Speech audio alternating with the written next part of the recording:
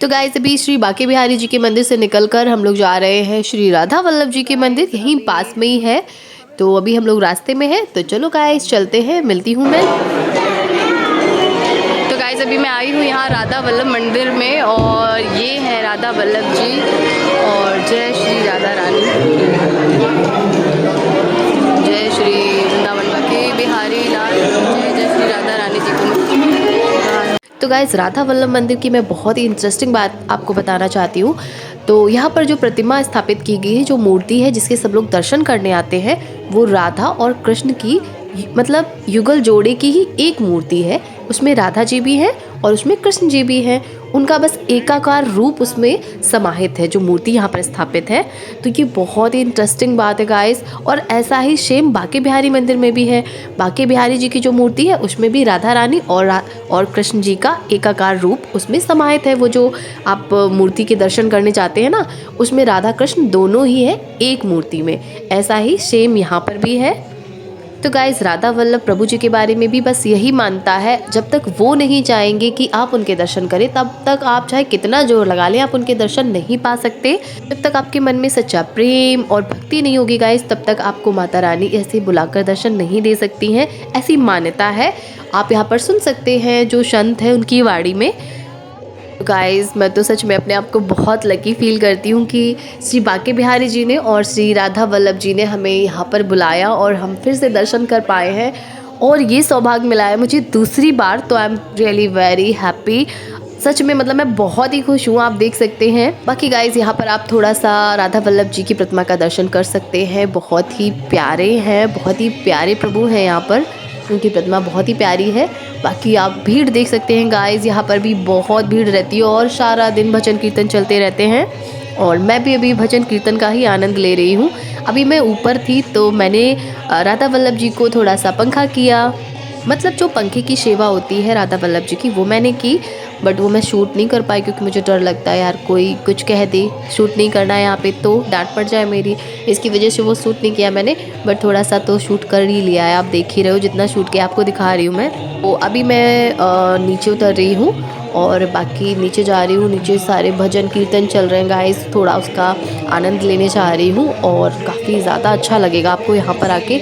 यहाँ पर नृत्य भी होता है बट आज नृत्य कोई ज़्यादा कर नहीं रहा है, बट यहाँ भजन कीर्तन श्री राधा वल्लभ जी के ऐसे भजन चलते हैं, मतलब सिर्फ उनका नाम और उनकी जय जयकार जो कीर्तन किया जाता है उसमें भी आप नृत्य कर सकते हो। इतना अमेजिंग लगता है यहाँ पे, बहुत ही अच्छा लगता है। मैं यहाँ पर ज़्यादा तो गाइस सच में इन कीर्तन से जो मन में शांति फील होती है ना वो बहुत ही अच्छी है। तो ये देखिए गाइस, आपने देखा सोना भी डांस कर रहा है और यहाँ चल रहे हैं भजन कीर्तन, तो बहुत ही अच्छा लग रहा है यहाँ पे, क्या ही बताऊँगा, बहुत ही अमेजिंग है।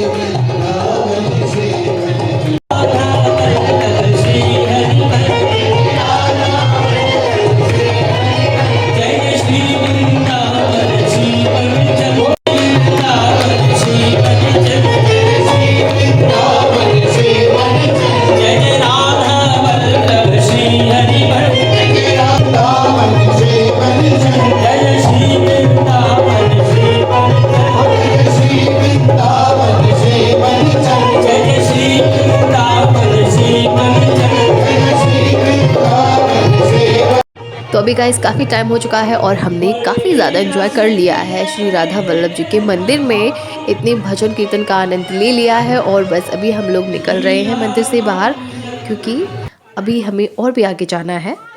लो गाइस, यहाँ पर हमें लगा मंदिर से बाहर आते हुए कि आंशिक हो गई है जो भाभी की सिस्टर है, तो बट वो मामा जी के साथ थी। तो चलो गाइस अभी हम लोग बस निकल रहे हैं।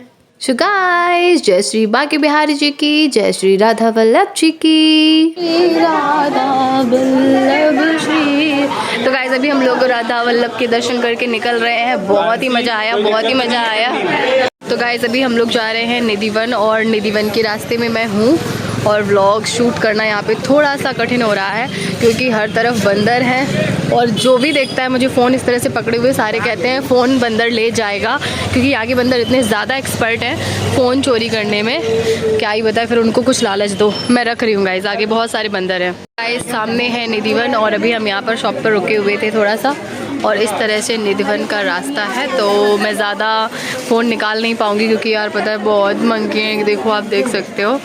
तो चलो चलते हैं। हाँ भैया, क्या हुआ?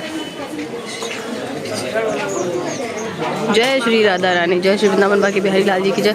सो प्रभु यहाँ पर बहुत ही अच्छा लगता है, बहुत ही अद्भुत लगता है। बट मैं इससे पहले फ़ोन रख लेती हूँ। तो गाइज़ ये है निधिवन और निधिवन में हमारी एंट्री हो चुकी है। तो मैं सोच रही हूँ आपको निधिवन का जो पूरा आनंद लेना है उसके लिए मैं बैक कैमरा ऑन करती हूँ, तब आप देखिएगा कि मतलब कितना ज़्यादा सुंदर है ये, कितना ज़्यादा अच्छा है। और इसके जो मतलब निधिवन के अमेजिंग फैक्ट बताने वाली हूँ। मैं बैक कैमरा ऑन करती हूँ, फिर ही आपको दिखेगा सारा कुछ कितना ब्यूटीफुल है।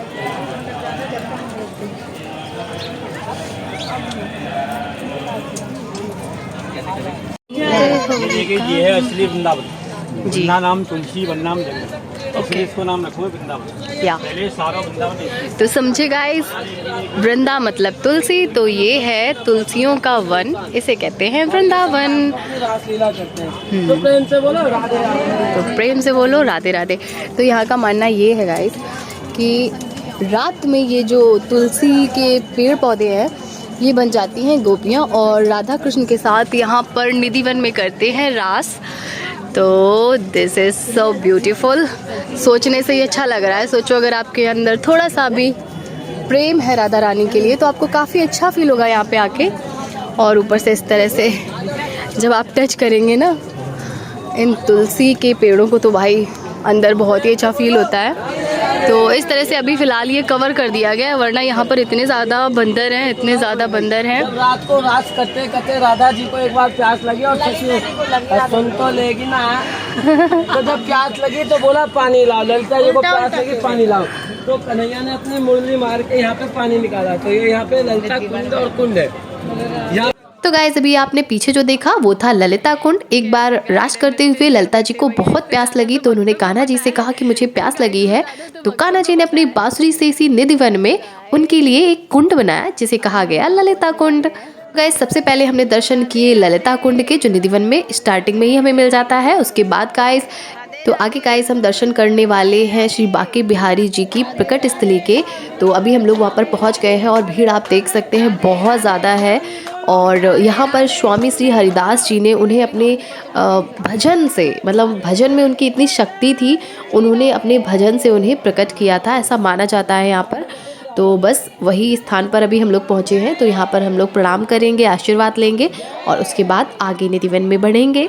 तो आप भी दर्शन कीजिए। मैंने बहुत हल्की क्लिप ली है आपके लिए, इतनी ज़्यादा भीड़ थी गाइस, बहुत ही कम क्लिप मैं ले पाई हूँ मतलब मंदिर की, प्रकट स्थली की। बट फिर भी गाइस आपको दर्शन हो सकते हैं, आप देख सकते हैं, आप ध्यान से देखेंगे तो आपको दर्शन हो जाएंगे। तो अभी गाइस हम लोग आगे बढ़े हैं और यहाँ पर हमें ये छोटे से बाल गोपाल मिले हैं, काफ़ी प्यारे थे, बहुत सुंदर थे मतलब। तो चलो गाइस अभी आगे बढ़ते हैं, फिर देखते हैं कि आगे हमें कौन सा मंदिर मिलने वाला है। आई थिंक श्रृंगार महल मिलने वाला है। तो चलो गाइस, जहाँ पर कृष्ण जी राधा जी का श्रृंगार करते हैं और उसके बाद उन्हें राष्ट्रमंडल में लेकर आते हैं। तो चलो गाइस आपको मैं वो श्रृंगार महल भी दिखाती हूँ जहाँ पर श्री राधा रानी जी श्रृंगार करती हैं कृष्ण जी के हाथों से।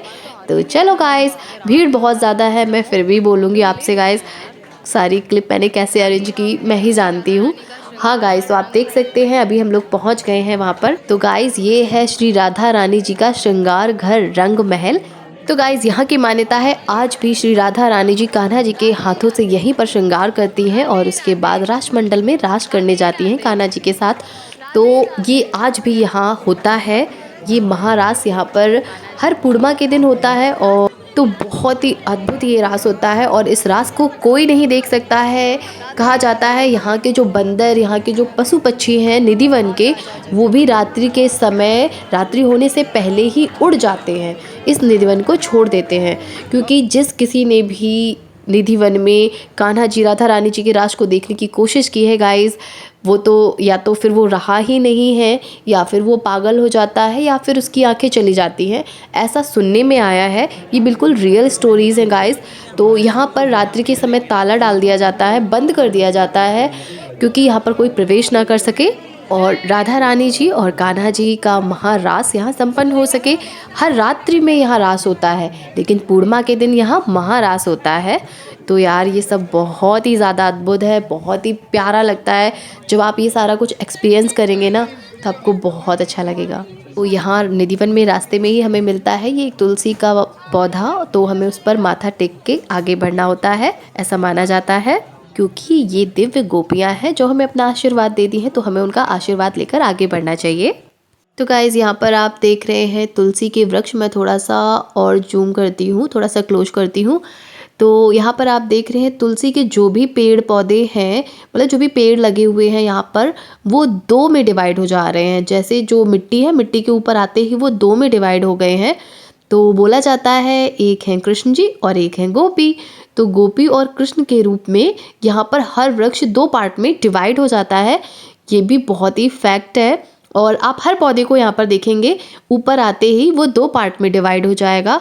तो दिस इज़ रियली अमेजिंग यार, बड़ा ही अद्भुत है यार, मतलब बहुत ही अच्छा है यार। मैं क्या बताऊँ, बहुत ही अलग है यार ये सारी चीज़ें। सोचो राधा कृष्ण के रूप में डिवाइड हो जाते हैं या फिर आप कह सकते हो एक कृष्ण और एक गोपी बन जाते हैं। आप सारे पौधों को यहाँ पर ज़मीन के ऊपर आप इन्हें दो पार्ट में ही डिवाइड होते हुए देखोगे और आपस में लिपटे हुए देखोगे आप। बहुत ही अच्छा है यार, बहुत ही मतलब दिव्य है, क्या ही बताऊँ मैं आपको। तो गाइस अभी मैं आपको एक और फैक्ट बताती हूँ। यहाँ पर आप देखेंगे जो तुलसी के पेड़ हैं उनको मिट्टी से एकदम से ढक दिया गया है। ये क्यों किया जाता है आप देख रहे होंगे, यहाँ पर तुलसी के कुछ पत्ते टूटे हुए हैं या कुछ पत्तियाँ गिर जाती हैं, उनको यहाँ पर जो सेवक होते हैं, काम करने वाले होते हैं, वो इसी मिट्टी के अंदर इस तरह से दबा देते हैं। क्योंकि यहाँ का एक भी तुलसी का पत्ता या तुलसी का जो पौधा है या पत्ती है या डाल है, उसे बाहर नहीं ले जाया जाता है। क्योंकि ये गोपियाँ होती हैं तो इन्हें यहीं पर ही उन मिट्टियों में ही अंदर दबा दिया जाता है। ऐसा माना जाता है कि ये गोपियाँ हैं, इनके अंश को आपको बाहर नहीं ले जाना चाहिए।